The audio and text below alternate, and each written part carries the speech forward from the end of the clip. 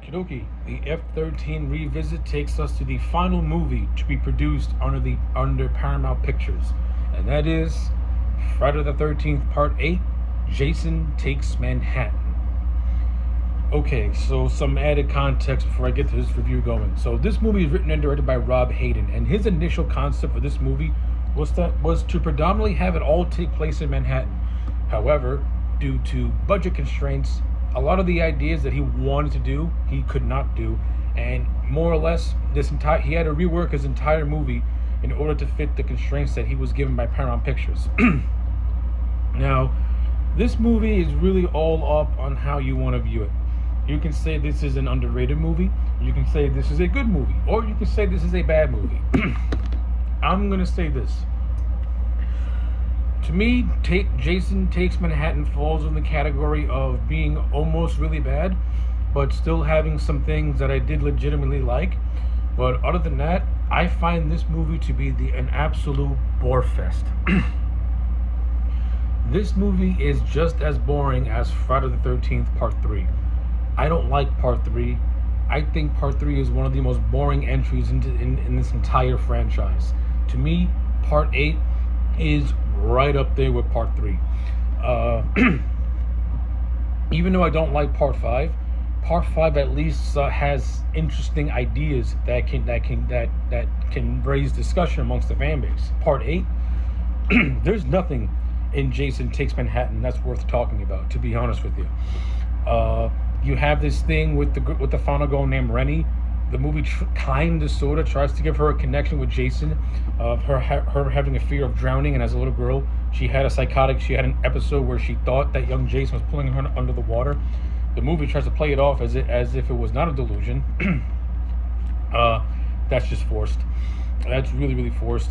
This movie also continues the idea of having both Jason as a villain and a secondary villain, this time being Rennie's uncle, played by Peter Mark Richmond. I like Peter Mark Richmond. I like the uncle character, and he does have a satisfying death. He plays a complete and utter douchebag. And when the movie progresses, you find out it was actually Rennie's uncle who almost let her drown in the lake when she was a kid. Hence why she has a fear of water and stuff like that. You see, it was it was presented to be as him showing tough love and stuff like that. But when you watch the movie, you can tell the guy's just a complete and utter dick, and Peter Mark Richmond does a good job of giving this character some charisma. There's nothing likable about him whatsoever.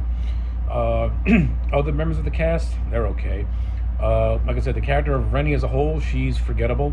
I give Jensen Daggett some credit. She at least attempts in the acting department. But there's just a lot of scenes where her acting comes across as completely flat, and she just looks completely lost. Scott Reeves, who plays the romantic interest Sean to the Rennie character, he's okay too. There's nothing really to him. He's the son of a ship's captain, and that's basically it. Sean really has no defining personality. He's as boring as a bucket of water, completely unmemorable. At least Kevin Blair from Part 7 is somewhat interesting. And of course, no one is ever going to top Tommy Jarvis when it comes to the final boys of the F-13 franchise. Other cast members, you got V.C. Dupree as Julius, who's like a boxer. He's pretty cool. He has the best scene of the whole movie, which I'll get to momentarily. And you have Kelly Yu, who makes an appearance in this movie. Of course, we all know Kelly Yu has gone on to fame as Lady Deathstrike in the X-Men 2, and then the Scorpion King, and also her voiceover work for the Mortal Kombat games. So, hey, cool to see Kelly Yu. So that's that. They're just there to be fodder. That's all they're worth. They're just there as fodder. That's it. And their death scenes are, with the exception of VC Dupree, a lot of Jason's kills in this movie. Takes Manhattan has probably some of the most boring, just generic kills to ever be in a Friday the 13th movie. With the exception of Julius, none of these kills stand out. I mean, there's one where Jason goes into a sauna and he shoves a rock into a guy's chest. Okay, that's somewhat cool. But other than that, a lot of the kills are off screen, and they're just not interesting. Okay, I take it back. There's another one that's kind of sort of cool. This girl is down in the power room of the boat, and she's rocking out to her guitar. Jason takes the guitar and smashes it over her head. That's somewhat cool. Okay, that's 3 deaths this movie has that are somewhat memorable.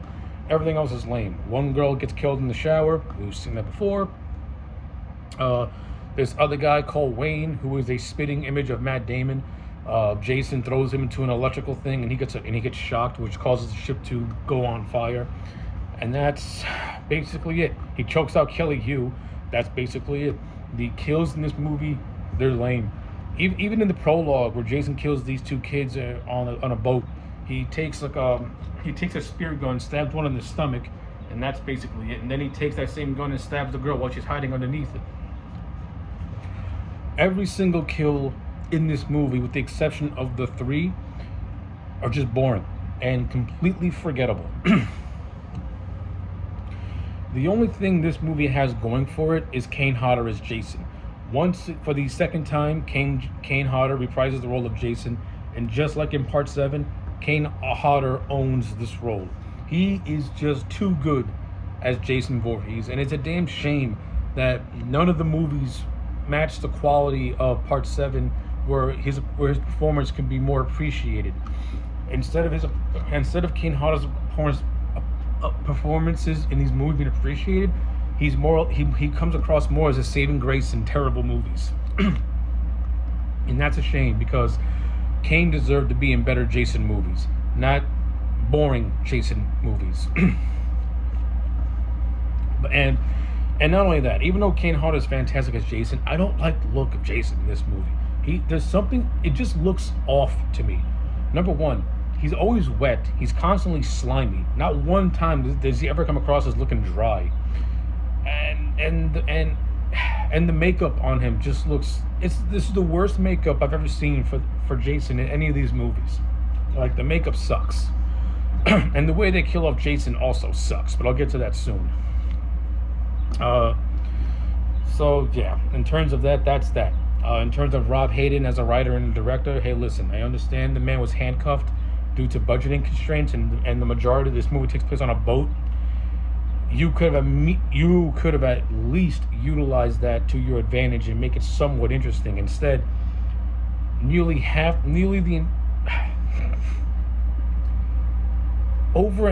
close to an hour of this movie. This movie runs for 100 minutes.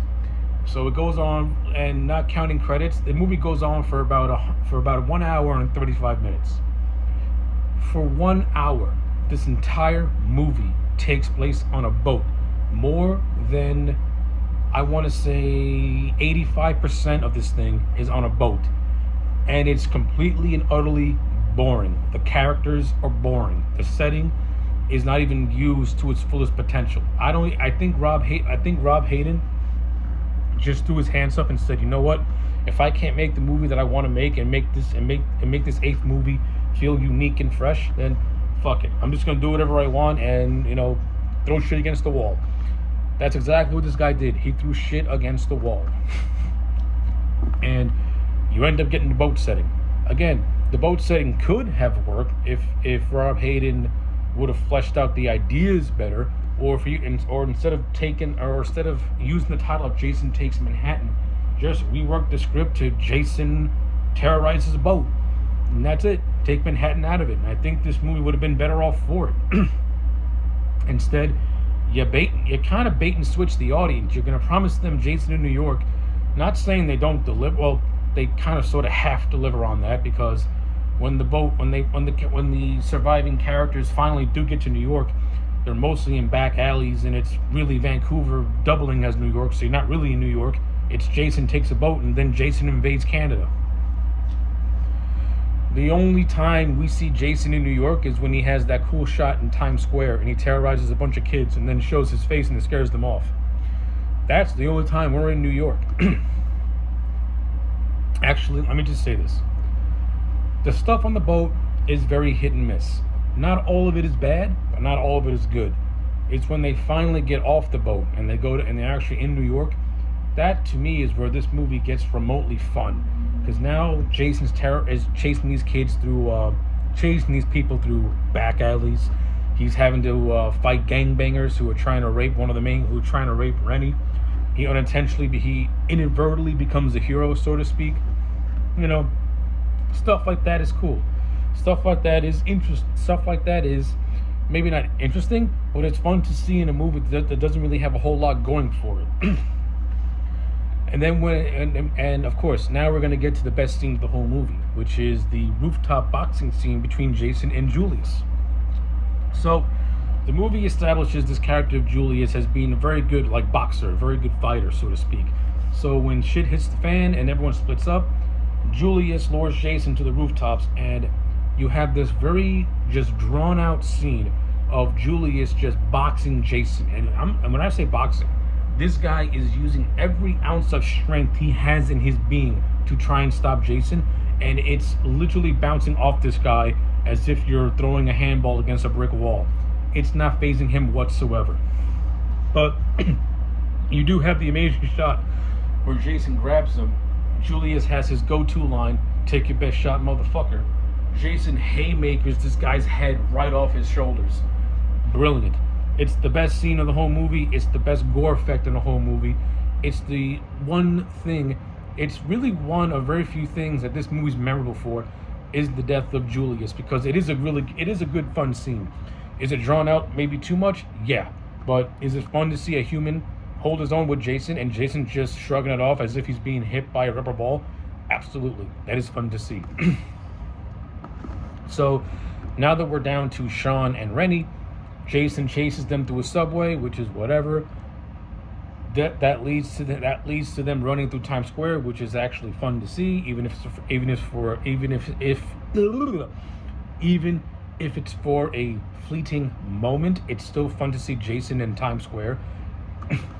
Man, I really wish Rob Hayden would have been able to utilize his ideas, because he had ideas of Jason attacking people at the Statue of Liberty, invading Madison Square Garden, doing a whole bunch of crazy shit. Instead, you get one pan shot of Jason in Manhattan, and that's about it. He then takes them to a diner in which we get a cameo by Ken Kersinger. Ooh, yeah.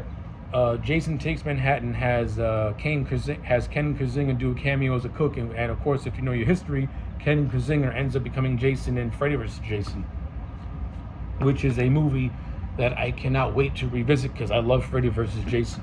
But it is fun to see Kane Hodder manhandle the man who would take the man that would replace him as Jason. So that was a cool little moment. And the chase in the sewer, for what it is okay. It's not great, but it's okay. But the way Jason is ended in this movie is just flat out weird. So basically, the New York City sewer gets flooded by toxic waste, and the toxic waste melts Jason back to his form as a child, and that's how he's dispatched in this movie. It makes no sense. It's fucking stupid. Rennie having hallucinations of little Jason is also fucking stupid.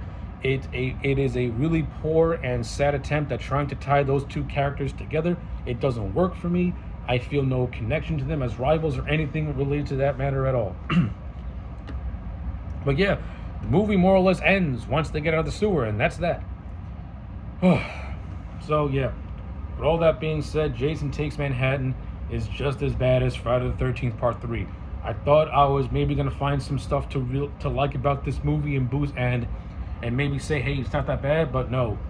I think when I originally reviewed this movie, I was way too nice to it, because watching it again, it really is a giant bore fest. And it's deserving of a 4 out of 10 rating. However, there is one other thing I do like about this movie, and that is the opening credits. I do like the opening credits of this movie where Rob Hayden shows you, various locations of New York, and you got that banger song, Darkest Side of the Night by Metropolis playing in the background. That's kick-ass, that's cool. But yeah, those are my thoughts on Friday the 13th Part 8, Jason Takes Manhattan, the final Friday the 13th to be produced under the Paramount Pictures banner. Let me know your thoughts in the comment sections down below. Like the video and subscribe, and I'll check you back next time for more.